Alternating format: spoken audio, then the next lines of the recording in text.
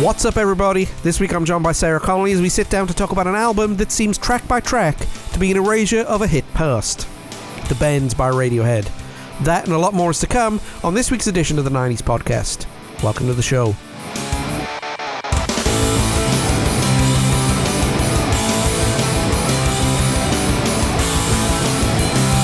Hey, what's up, everybody? Welcome back to the 90s podcast, right here in the Because Network. Hope you're doing well today, and we have a doozy of an episode for you today. So that's all coming up here in a minute. Excuse my voice, I'm a little coffee today. I'm just getting over the crud. Yes. So if those of you who watch the 90s Gamer, you'll see me even harder trying to get over the crud here in a couple of weeks. Oh, yeah. Yeah. So anyway, I'm joined by Sarah. Sarah, how are you? I'm wonderful. How are you? I'm doing good. You get over the crud? I'm working on it, yes. Yeah, the crowd attacked the Connolly household this last couple of weeks. It came, it saw. It conquered. Oh, it conquered, yes. So yes, it did. I apologize if I sound a little down. I'm not down. I'm actually quite good mood tonight. Because I'm watching the crap show that is the Republican... Yeah, we tried recording this earlier, now we're back into real-time kind of stuff. So by the time this comes out, we might have a Speaker of the House, we might not have a Speaker of the House. The year is 2075. And we still don't have a Speaker. No, in all reality, in theory, they can do this through March. And then... At that point, we will have hit our debt ceiling, and Congress has to convene one way or another to put forth another budget. The House does. Mm. So, but until then, they could just... Going. Yeah, I mean, they could keep, playing the Benny Hill theme all day. And, Kevin McCarthy moving his stuff into the Speaker office. And then Matt Gaetz writing a strongly worded letter to the Capitol HOA. It's not really the HOA, but it's like the HOA. Just saying, but he's not the Speaker yet. He's got to move his stuff. And then the stuff being moved out of the office. Yeah, this is... Regardless of what side the political aisle you put on, you got to agree. Folks are childish. This is a childish shower of crap. Yes. Yes. Do something for the people. Yes. Yeah, I'd be saying the same thing if it was Democrats too. Oh yes, because this is childish. They're all ridiculous. Yes. Just get on with it. Work for us, But they won't work for us. They'll work for other people. So pretty much. Yeah. So that concludes our civics lesson for today. Woohoo! So aside from the crowd, you been doing okay? Yes, I've just been working a lot and tired, but other than that, I am great. Good. Well, I'm glad to have you on because last couple of weeks we did some really hard episodes. Let's do a nice, easy episode tonight and this afternoon or wherever it is you were listening to this. Yes. We're going to be talking about an album from a great British band. Ooh, there's many great British bands. What one did you have in mind, dear? Well, I used the emphasis on the word great. I didn't necessarily mean from Great Britain. I meant they're a really, really good band. And we're going to be talking about The Bends by Radiohead. Awesome. First time looking out for Radiohead. First up, before we go in there, what's your opinion of the band themselves? I love the band. I've always loved the band. They're like... you've got all of Britpop, and they're the smart without being pretentious. Yeah. They were the outside of that bubble. Yeah, like they were the thinking mans, but without the... Because back then, if you said you were a student, you got your butt whooped. Yeah. So, They're students band. Yeah, but without being a students band. Without saying, here we are, we're a student band. You know what I mean? That was kind of Blur inadvertently, not really. So, I think in that vein, they're what Blur wanted to be. But lyrically and whatnot, but fell very short of. Right. But Blur, they've all got their good points. But Radiohead is yes. It's okay, good. I've always enjoyed Radiohead's first couple of albums when they started going on the extreme electronica and experimental stuff. Yeah, by the time we got to OK Computer, I was like... They lost me. I stuck with them through that one, but then after that I was like... Kid A and Amnesiac could just... Whew. I've listened to them. Yeah. But... They're hard listen. A little bit. They're a little bit of a hard listen. So. Yes. But we're not talking about those albums. We're talking about their second album, because we always do things secondly here in the Because We Network. Why not? No, but honestly, because their debut album is not worth talking about. And I don't mean that in a negative... Ooh. Sorry, but it has to be said. Retract those claws, kind sir. Well, Pablo Honey is not a good album. I mean, you could argue till you blew in the face that it was a launch pad, but aside from one song... And we will talk about that one song. The album itself was lackluster. It was just generic rock music. Ooh. We're going to get, I would say letters, but we're going to get tweets, aren't we? Yeah. We're going to get something. No, it's, and I'm not saying that to be... Let the record show the opinions noted in this podcast are not those unless they came out of my mouth of me. So you like the first album? It's not my favorite, but I'm not all like about it. I'm not about it either. I'm just saying that first album's not worth listening to. How is that not Aside from one song. I will get talking about that one song. As you said, yes, this is the contradiction of which I live with. And all of his children are just like him. God have mercy on my with soul. Radiohead, I enjoy 3 albums of theirs. And it's albums 2, 3, and I like In Rainbows. Okay. So let's do this. Okay, so we, as we alluded to, in 1993... Well, actually, let's do the nerd stuff first, because I like doing the nerd stuff. Radiohead, The Bends, was released on the 8th of March, 1995. Yep. It broke the Billboard 100, but it didn't break the Billboard 80. It got to 88 in the Billboard charts, which I was surprised at, because of the fact that this album was well known amongst a lot of musician friends that I hang out with. Yes. And...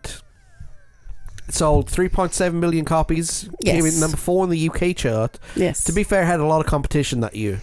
Oh, yeah. You know, a lot of competition. You had Pulp, you had Manic Street Preachers, you had Oasis, you had Blur, you had Suede, Elastica, all those bands, and then you had, I think the Spice Girls came out in 95, if I'm not mistaken. Right. So, you know, they had a lot of competition, and 4th is not that bad, especially if you sell 3.8 million copies. It was released on Parlophone Records. Yes. Which apparently is a nightmare to work with, which we'll get to here in a few minutes. Okie dokie. And this is a combination of rock music, alternate rock, indie rock, and electronica.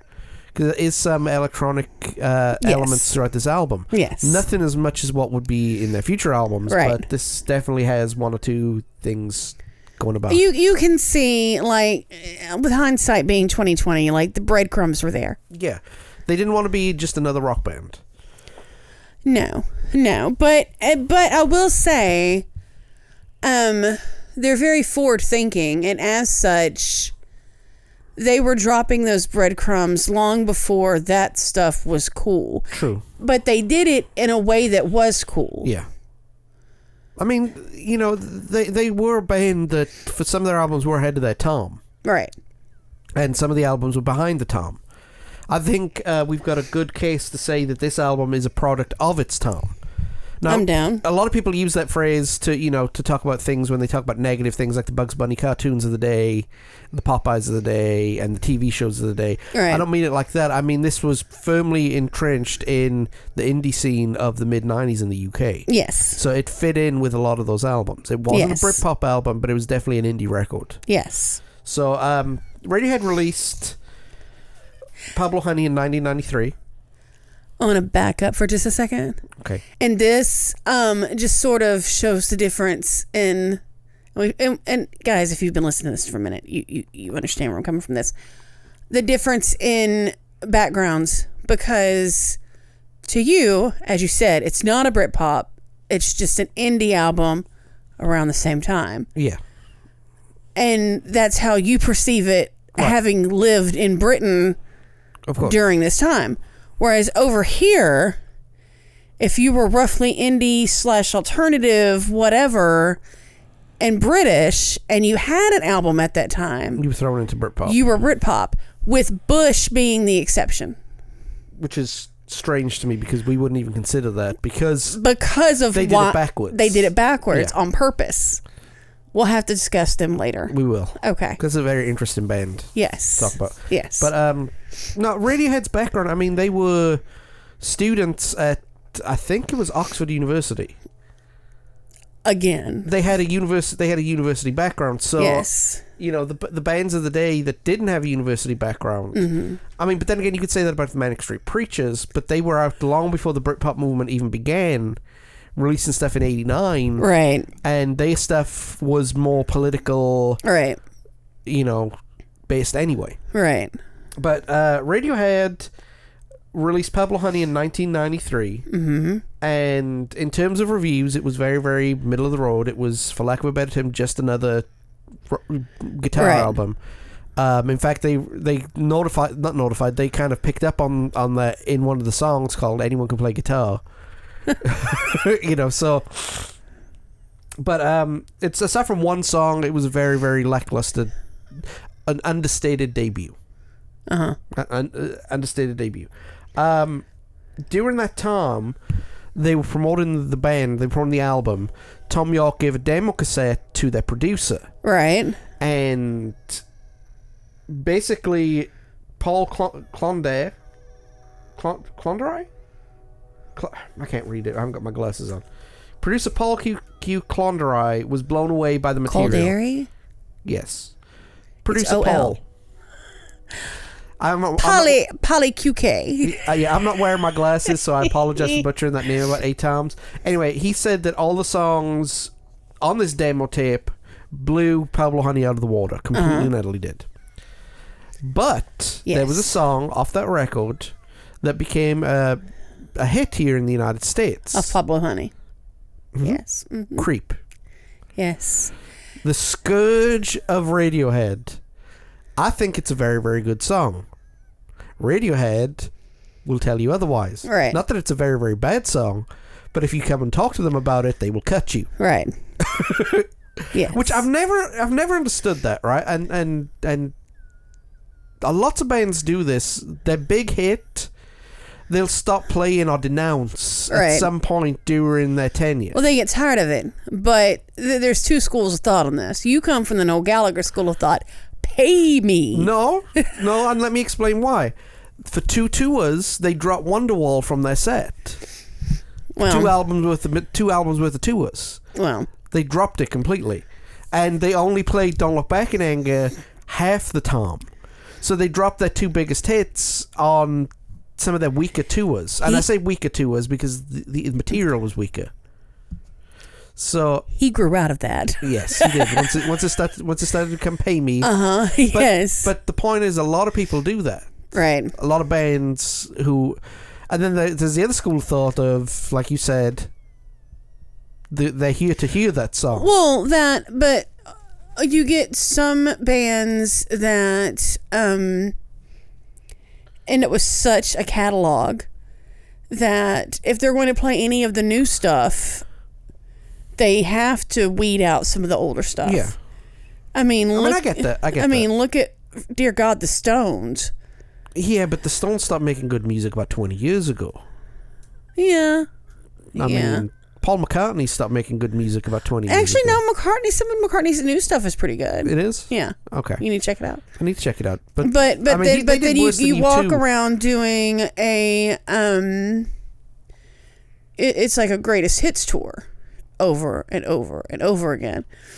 So yeah, but or even REM had such a catalog. Oh yeah.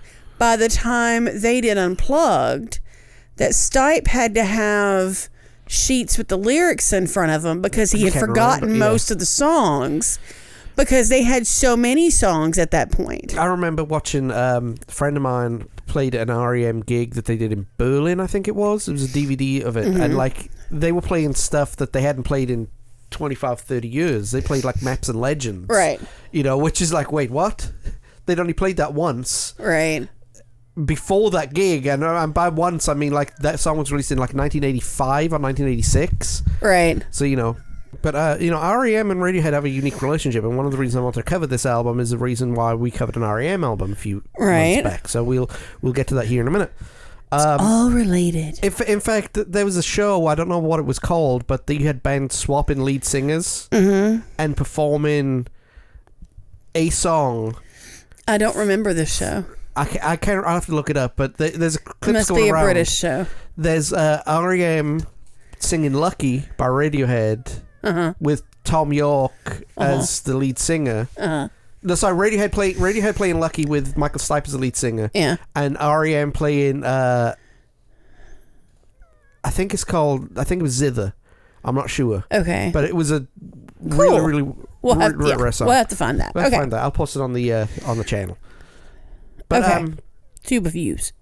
But anyway, go back to Creep for a minute. Yes. So yeah, it was a big smash hit in America. Yes. And the band hated that fact. Not the fact that it was a smash hit, but they felt now the record label saw a template to box them in. Yeah, they were pigeonholed. Yeah, as well. You did Creep. You do songs like this now, and they hated that fact. Yes, because we love us a mopey ballad. Yes.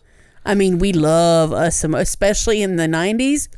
Oh, we loved us a moody British band with oh yeah. Yeah.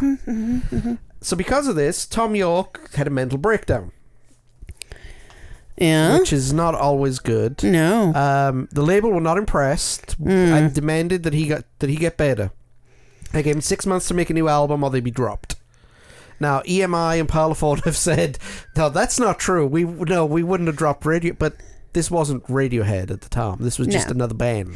Well, that, and also, now, granted, even now, there's still, but back then, there was no mental health. Nobody gave a shiz. I've got the bleep machine. It's okay. Okay. Nobody gave a So, you're having a breakdown. Suck it up, Buttercup. You got 6 months. Yeah. So, yes. And we wonder why, and I hate to be so blunt with this, while there were so many members of the 27 Club in the 90s. So yeah, that's true. That's true. But once the pressure died down, the band regrouped and started recording the album. Yes. And they collaborated more in the studio as opposed to it being all Tom York's vision. So that first album was all Tom York getting what he wanted creatively. And this album is more of, let's all put our heads together. We've got 3 guitarists who can make a guitar record. We've got an excellent bass player who can lay down some good beats with a really, really good drummer. So they kind of helped the band flourish. Right. Because a lot of bands do that. Whenever there's an issue with the band, when one person's controlling it, it always seems to go better when the control is lifted. There are some notable exceptions. We've mentioned Oasis. When Noel lifted the songwriting embargo, they went from being a great album band to being a great singles band. Right. With the occasional album cracker, And I say that as my favourite band, so... but the sessions were not the best sessions. Right.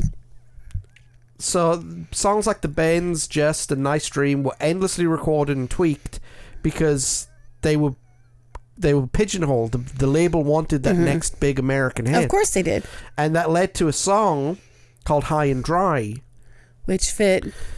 I like it. We'll talk about it here more in a minute.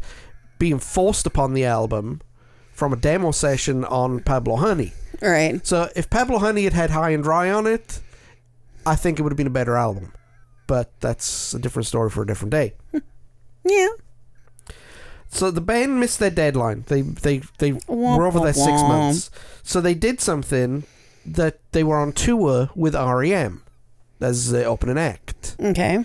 And they decided to record the rest of the material at sound checks and testing and the live versions of the show.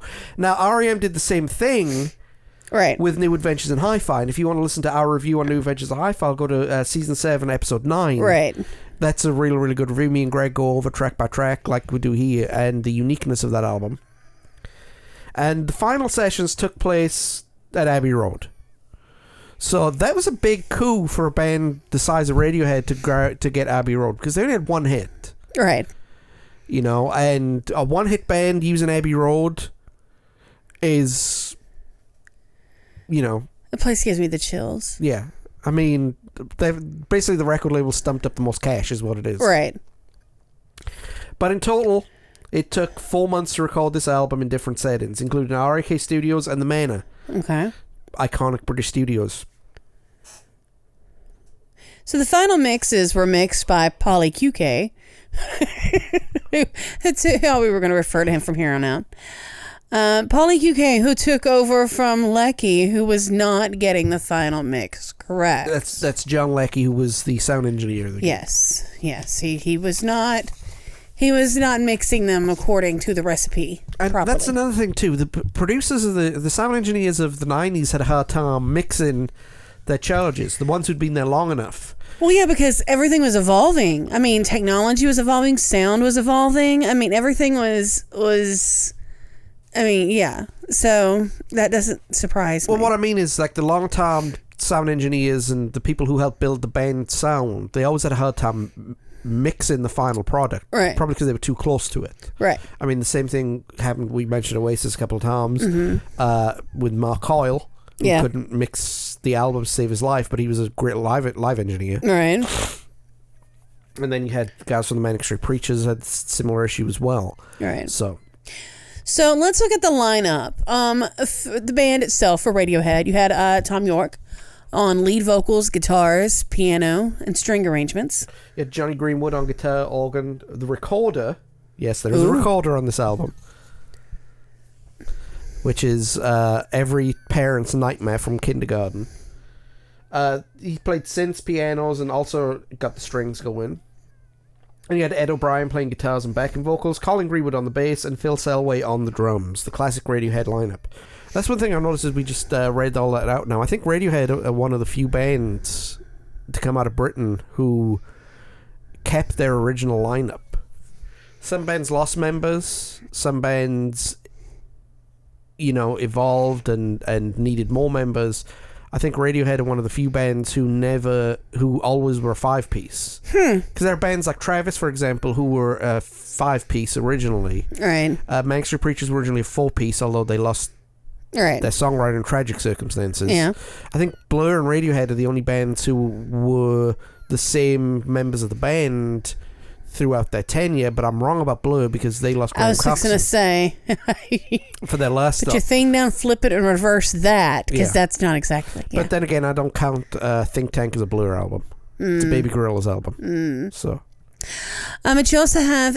wait, you read all these, right? I read all the band members. So let's go into Planetelics, opening track of the album. Now, all the songs were written by Radiohead, and all, as we've said before, all these...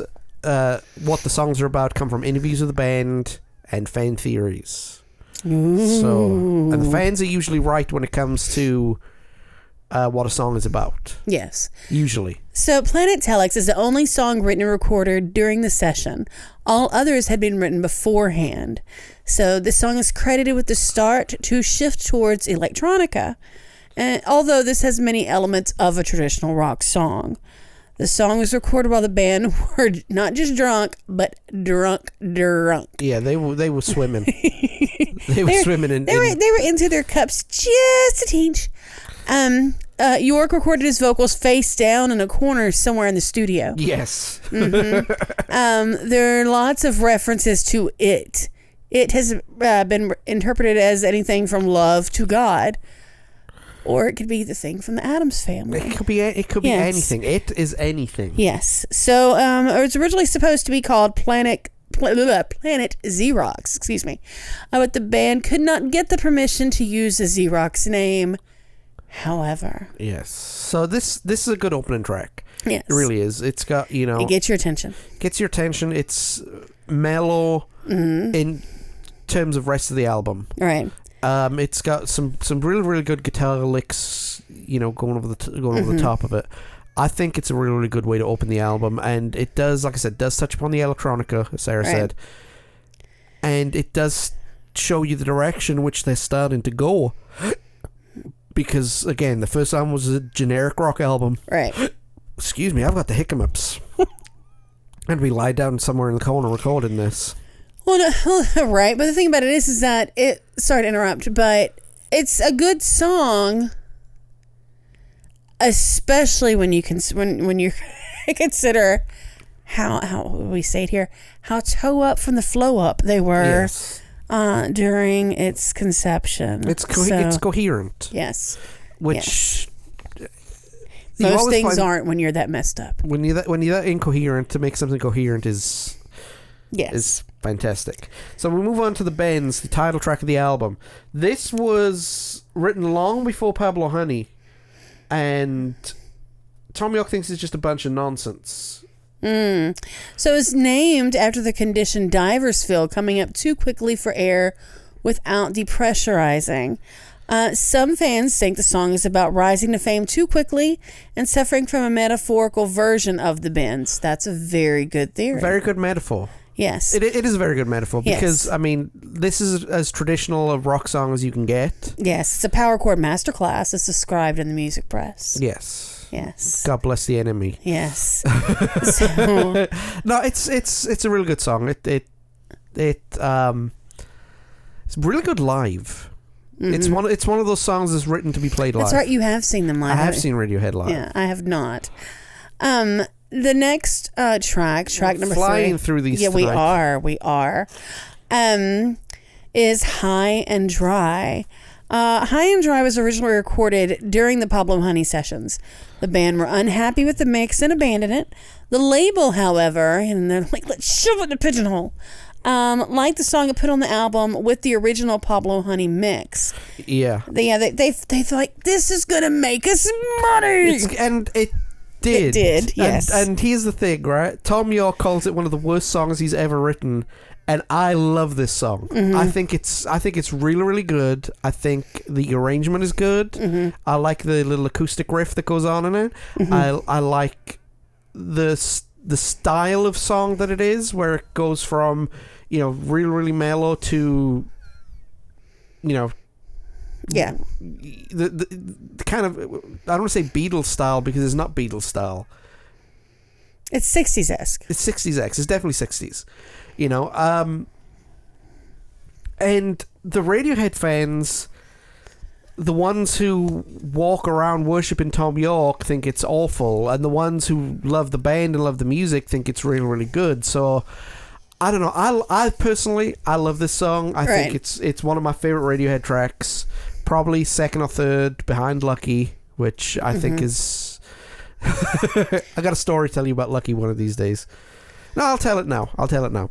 So Lucky is a song off the next album, OK Computer, if you don't know.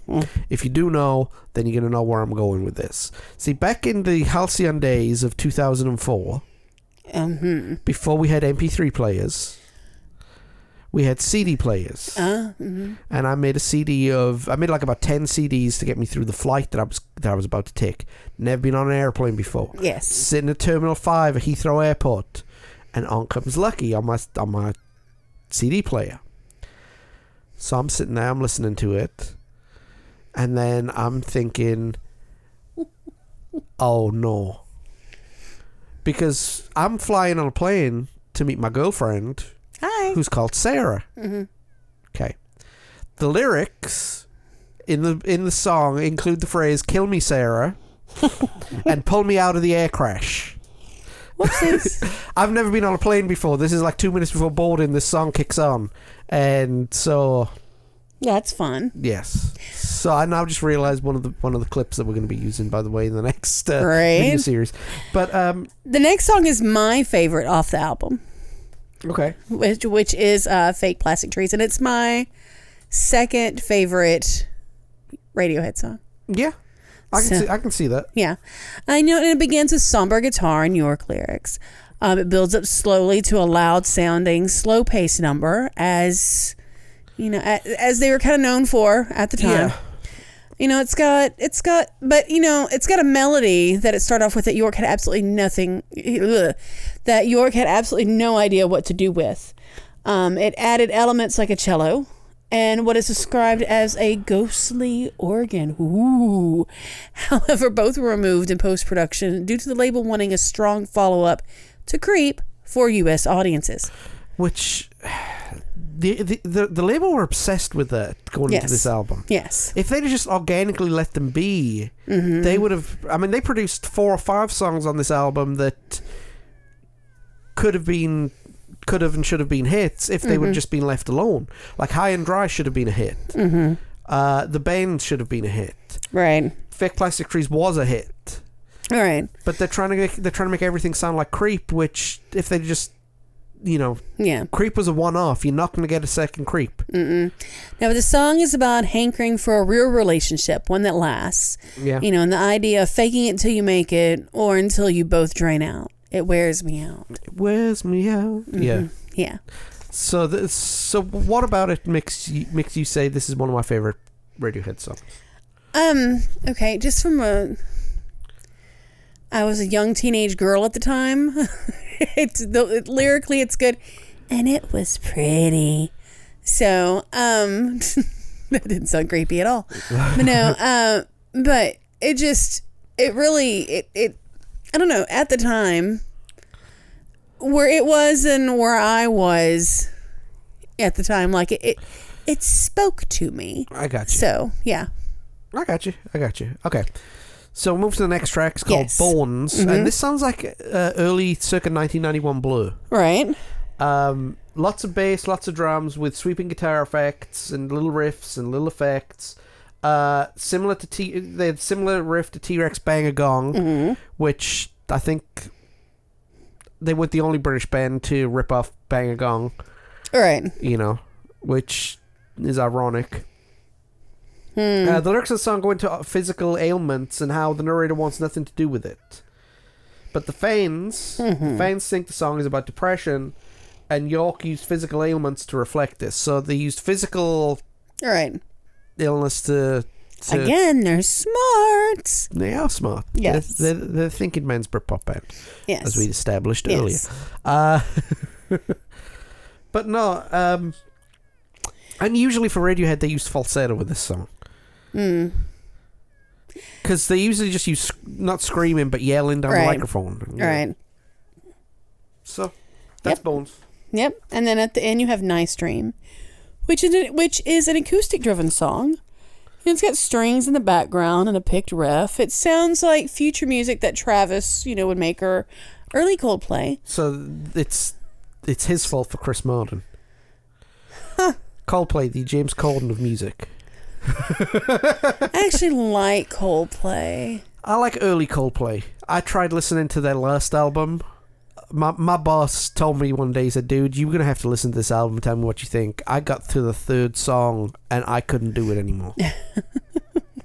And he said that I got further than he did. And the strange thing about that album is they had instrumental tracks, which I know you love. Mm-hmm. But they didn't have names. They were emojis. Jesus. Yeah. Like I said, got to track 3. Couldn't do it no more. Right. Back to Nice Dream. So, yeah, it sounded like early Travis or early Coldplay. However, the typical Radiohead music break in the middle of the song. And Tom York has said that this song is about the band's relationship with people. How people would like to be there for the band but are not there. Friends who make other plans, etc. Yeah, so we all got that friend who, hell, I'm that friend to some people. I don't mean to be. I think everybody is guilty of that. And the older that you get, and the more, well, no, that's true. That's not true. I think that as you start to get more responsibilities, you sort of fall off the map for a little bit because it's hard to learn juggling. Yeah. And then once you learn juggling, you sort of overextend yourself for a while. You go through a period of that until you get a therapist and they teach you boundaries.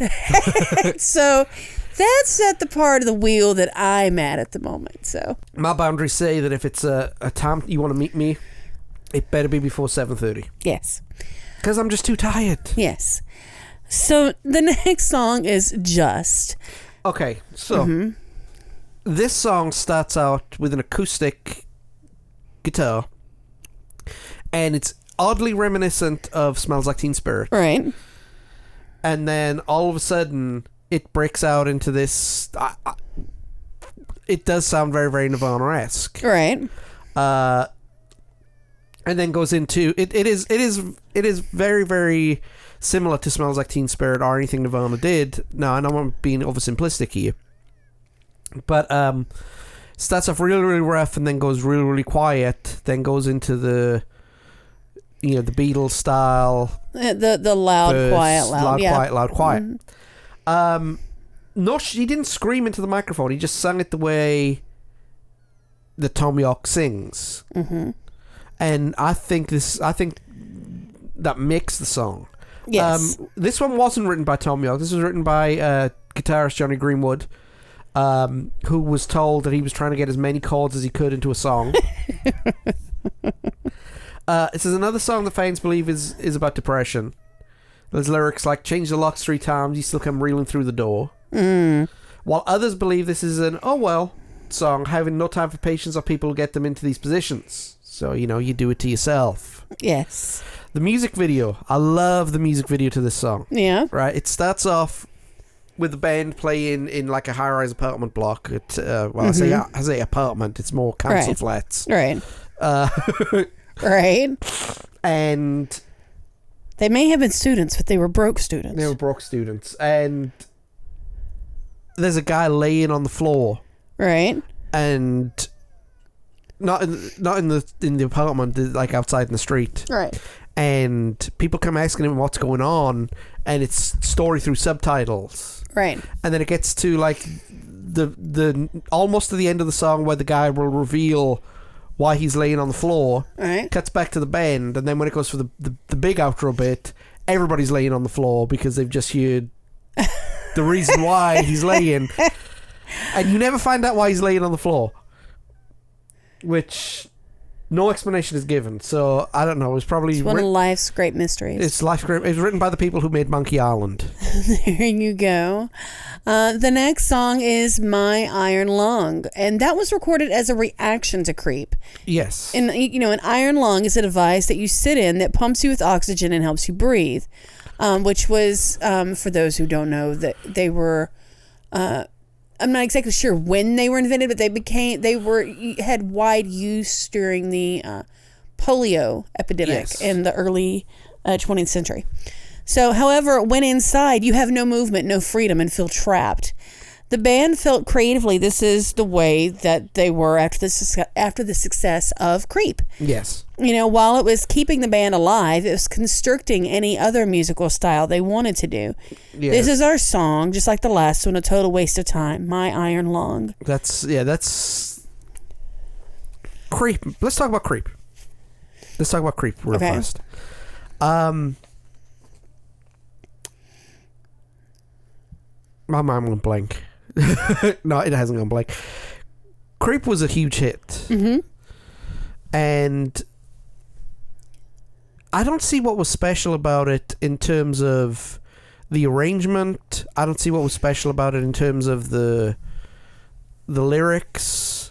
It just when it got together, it all kind of, Oh yeah, but I mean, also, it was for the time. I mean, it hit a generation of weirdos. Yeah, I mean, you had a bunch of Gen X kids, teens who damn sure didn't identify with their parents. No. Everything that they did was wrong. They were expected to behave a certain way, and then when they did it wrong. Yeah. So it fell perfectly into all that. It identified with a lot of people. A lot of people because of that. A lot of people saw themselves in that. Yeah. And it's not a bad song. It's a great song. Mm-hmm. And again, I don't understand the hatred towards it. Well, maybe because we felt boxed in. Well, then don't write Creep on your next album. Right. That's one of the reasons why Radiohead weren't part of the Britpop scene. And let me explain what I mean by that here just a second after I take a sip of water. Radiohead was signed to a major label. Right. They were signed to Parlophone Records. Right. It wasn't Creation. It wasn't Food. Mm-mm. They were signed to they were signed basically to A&R FC. Right. Whereas the Britpop bands had producers and top executives, for lack of a better term. Right. None of these labels had executives, but the artist is always right. Right. Whereas major record labels, the bottom line is always right. The artists do what we tell them. Right. So with that, Radiohead couldn't get out of Creep. Right. Which is probably why they hated it so much. Right.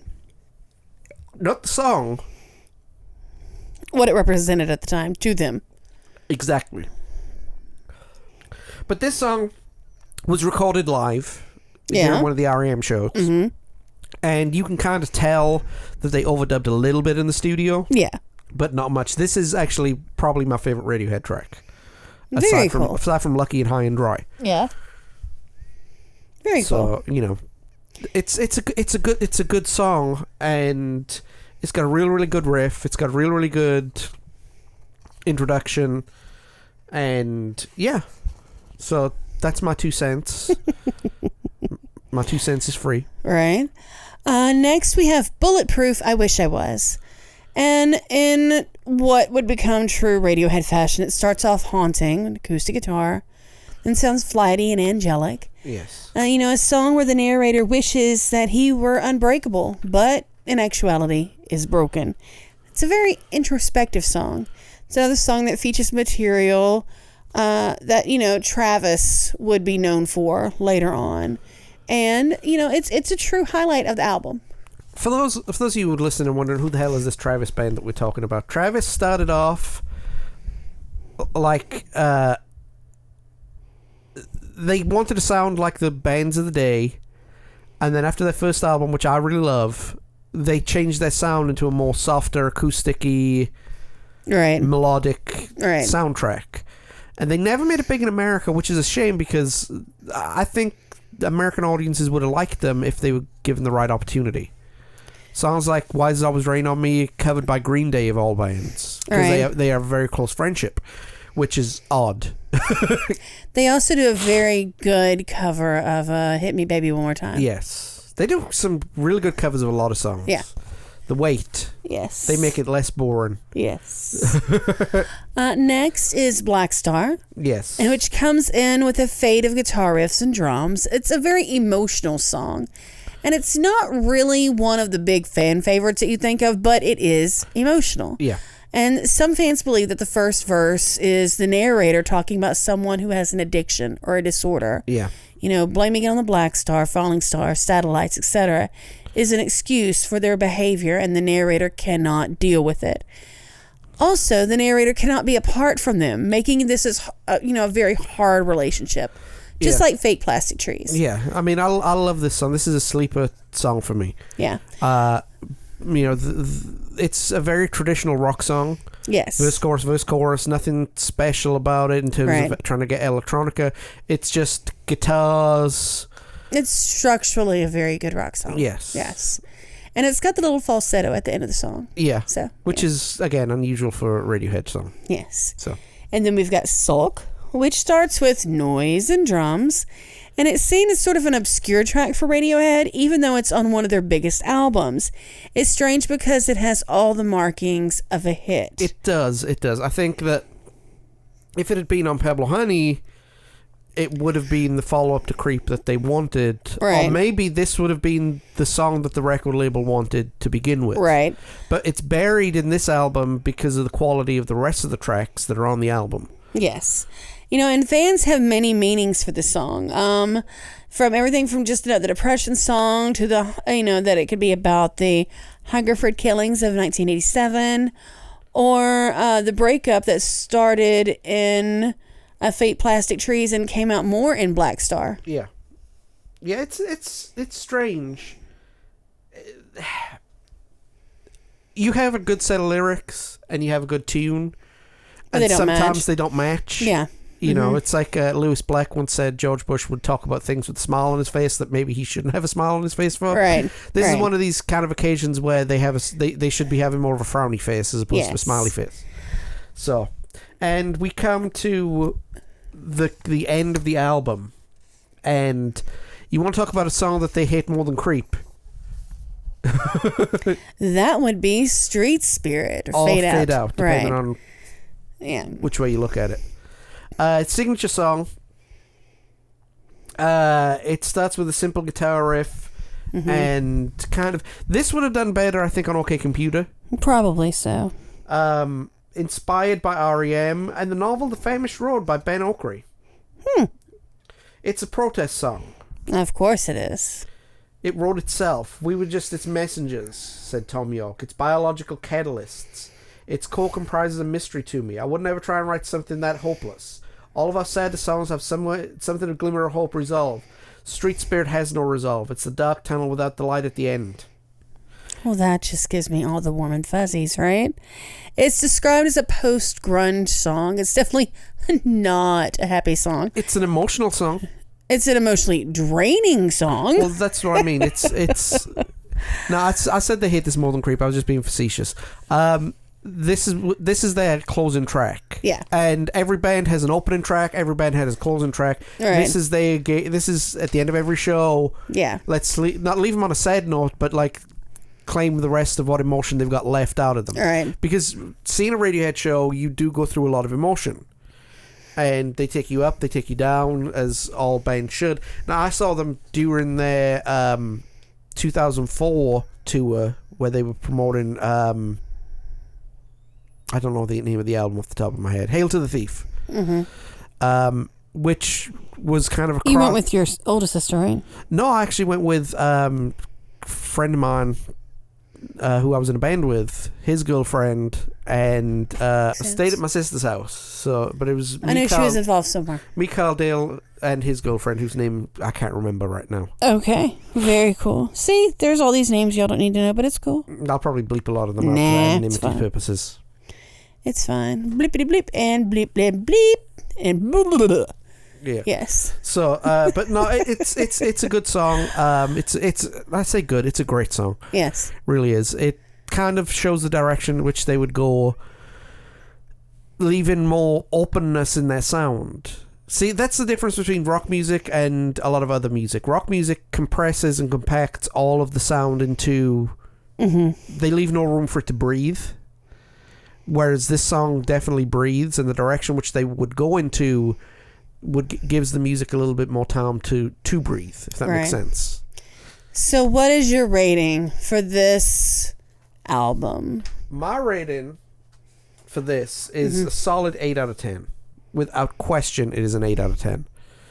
Oh, I concur. I'd give it a little higher, but the great tracks are great, the good tracks are good, and the not so good tracks are not so good.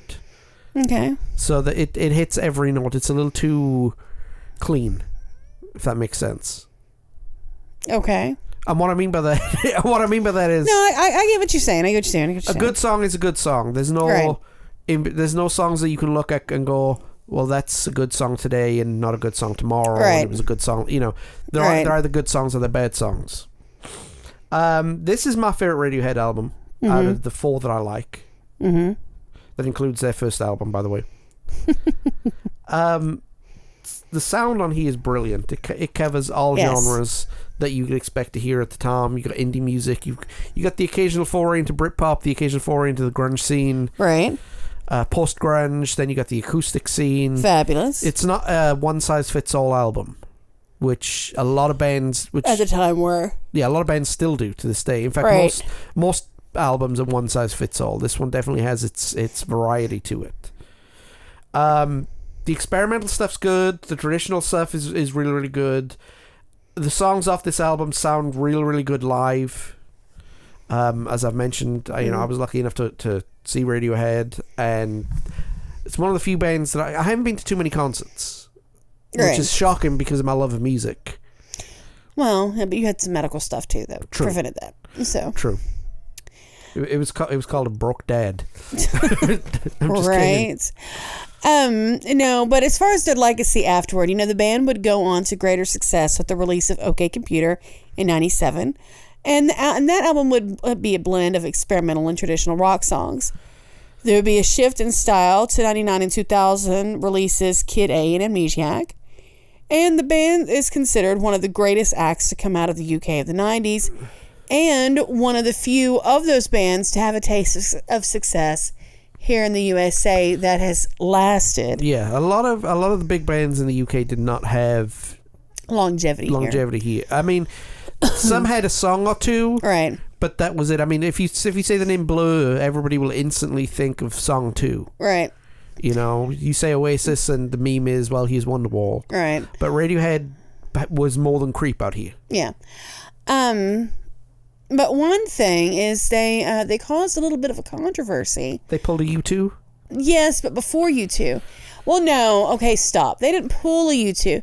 U2 just sort of made everybody take their album whether they wanted or not. Well, Radiohead was one of the few that said, hey, pay what you want. Yeah. For anything from $100 to nothing, and you get a copy of our album. I want to defend U2 for a minute. Even Bono has said that was some of the most sanctimonious BS he's ever done. So what could you possibly say? Well, he just sold the album to Apple, basically. Yes. So the album, believe it or not, if you actually take the time to listen to it, it's a pretty good album. Bono's the Antichrist. Bono's the record. And the Antichrist. No, it's a long-standing... I think I've mentioned this before. I'll mention it again at another point in time, because we really need to do... Have we done pop? No, that's on my list of things that I need to... Okay, when we get to pop, I will share in depth my Bono is the Antichrist theory. Okay. But no, I'll defend that. I'll defend that U2 album because it is actually really good. It's not great, but it's a good album. It's alright. They are donuts. They ain't the greatest. No, but going back to Radiohead for a minute, that did cause a lot of controversy because record labels got mad. Well, yeah, they get glad in one hand, boop in the other, and see which one fills up first. That's what happens when you let the artist decide. Yes. They wanted to give their album away, or they wanted you to, hey, pay what you want. And I think that's... And see, and now online people do that all the time. Makers do that all the time, like with patterns or this, that, or the other. Or whatever. Like you can, It's donate rather than, you can have this for free. But back then, that was not a thing. No. Mm-mm. Okay. No, it wasn't. So, that is it for Radiohead. What is your thoughts and opinions on this album? Drop a link in our social media pages. I will talk about our social media pages here in a few minutes. Sarah, thank you for joining me. Anytime, Excuse the coffiness. The crud, man. It came, it saw, it whooped our asses. It's almost conquered us. Almost. But that's okay. Yes. All right. We'll be back here. I'll be back here in a few minutes, Sarah. We'll be back next week. So take it easy, Sarah. Bye.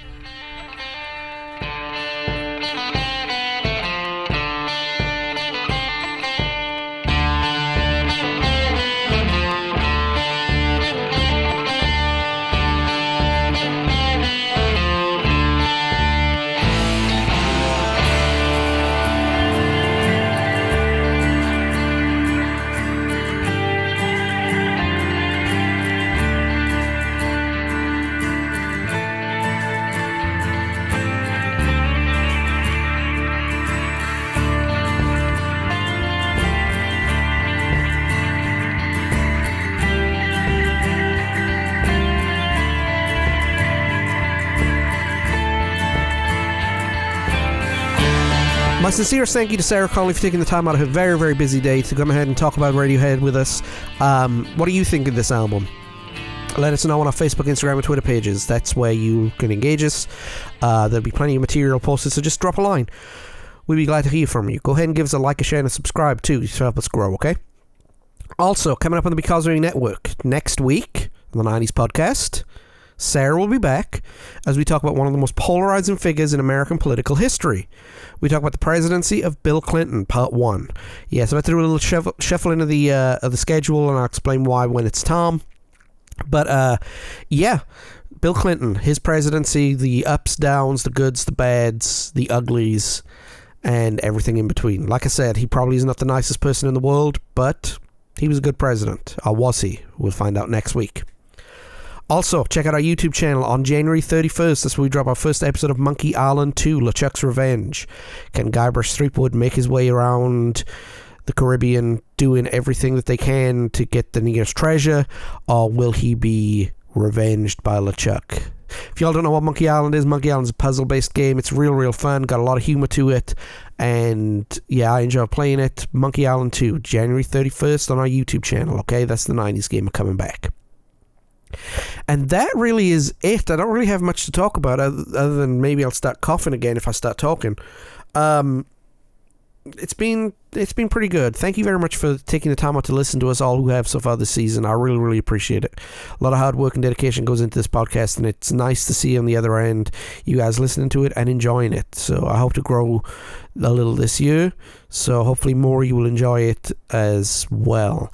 So that's it. If you want to go ahead and check out any of our older episodes that we've done, go check out becausemaybepodcast.com. That's where our archives are. If you want to follow us on social media, go check out Facebook, Instagram, and Twitter. The links are in our bio. And that's where you find all the latest news of what's going on, as well as one or two other things. And, of course, if you like this podcast and you don't usually listen to podcasts while you're listening to this too, we are on Apple Podcasts, Google Podcasts, Podchaser, Pandora, YouTube, Spotify, iHeartRadio, Stitcher Radio, TuneIn, Podbean, and Amazon Music. Okay, you find us all over those. And that is it. I'm going to go ahead and sit down before I start hacking up everywhere again. This crowd has got me down, man.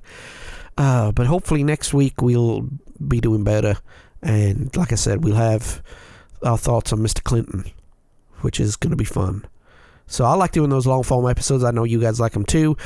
So, yeah, like I said, we're shuffling the schedule around a little bit, though. These shouldn't be going up for another couple of weeks, but we'll explain when the time is right why I've had to move the schedule around a little bit, okay? And it's good news. So, depending on who you are, it's very, very good news. So, that's it. So, everybody, take your vitamins, say your prayers, brother, and stay hydrated, stay away from all this crud that's going around. Don't get the flu, don't get COVID, wear a mask, buy your partner flowers. Peace, love, and understanding. I don't know what I'm talking about. I'm just routing away right now. I'm just saying a bunch of random words. I think that's time for me to say goodbye. Take it easy, everybody. Bye.